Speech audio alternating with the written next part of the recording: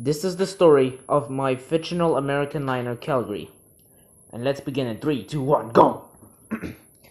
The SS Calgary, named after the Canadian city Calgary in Alberta in Canada, was an American ocean liner operated from 1922 until the late 1960s and early 1970s.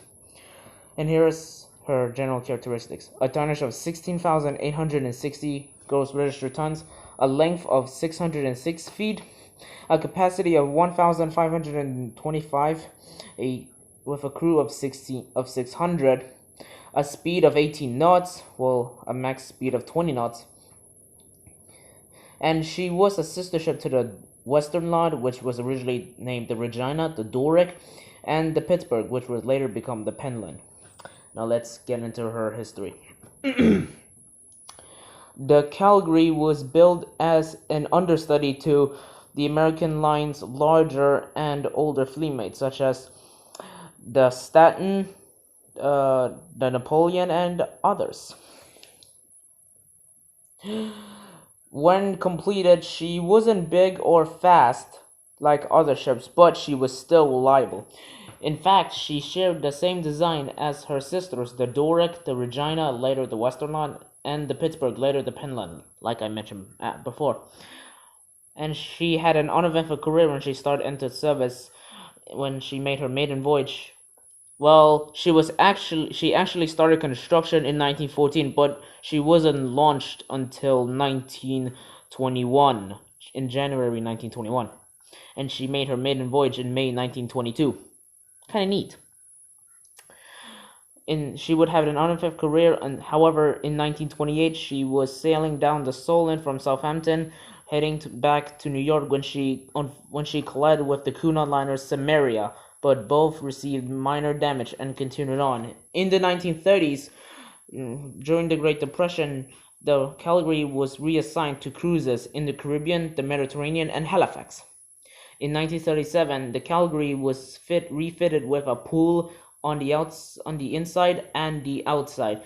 In August 13th, 1939, when battling through a storm on her way to Cape Town, she was unfortunately hit by a 28-foot wave, should I say rug wave, or I don't know, that damaged her bridge and also her companionways, but she was later repaired when arrived at Cape Town. On September 1st, 1939, the outbreak of World War II began, and she was in Sydney at the time and was ready to depart for New York on Cape Town. When she was in Cape Town, she was repainted to gray, so she wouldn't be sunk, but she would be repainted to her normal liveries when she arrived in New York. And then she dashed out of Cape Town for New York. She finally arrived on New York on September 18th, 1939. Her next crossing was cancelled because of the war. She was laid up at Pier 69 in New York until 1941, when the U.S. Navy acquired her and converted her into a troop ship as the USS Calgary. She had an uneventful career in World War II, except being torpedoed on April 2nd in 1942, but she suffered minor damage and was later repaired. After the war in 1945, she transported soldiers and people back home, and then she was refitted and resumed her commercial/passenger service in March 1947. In 1951, the Calgary was fitted with air conditioning for cruises. Can you imagine going on a Caribbean cruise without air conditioning? No, that would be super bad. However, bad luck would turn for the ship, as American Line and all other shipping companies were buying more modern ships, and then soon came the airplanes that wiped out the ocean liners. Now, ocean crossings was becoming more outdated, as well as the Calgary herself. In 1955, the Calgary collided with her fleetmate, the Rockford, but she survived, and in 1956, she ran aground in Southampton in the mud bank in Southampton water, but she was later refloated and continued on. In 1961, she was rammed by a freighter named Hudson, which was also owned by the American Line, which her bow was damaged and was later repaired in Southampton. In 1965, the American Line launched its new flagship, the MV Pittsburgh, which entered the same year in 1965. Well, she was launched in 1963. Yeah.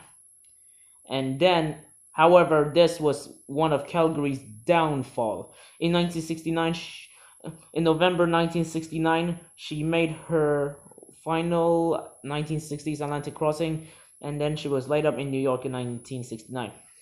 She was pulled from service and laid up until 1970, when American Line merged with its sister company, the Red Star Line, to create Red Star American Line.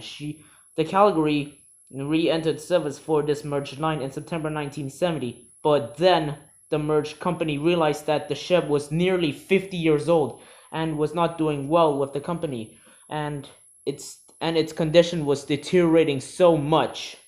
So they made the ultimate decision to retire, and the Calgary was unfortunately retired in 1973, and unfortunately she was sold to Thomas W. Ward for scrapping alongside her other older outdated fleet mates. The SS Calgary, the now 50-year-old American liner, was no more. And this was the entire story of my fictional American liner, the SS Calgary. I hope you enjoy, and if you want more videos like this, then feel free to like and subscribe. And also turn on notifications so you won't miss anything like this. And with that being said, I'll see you guys next time. Peace out.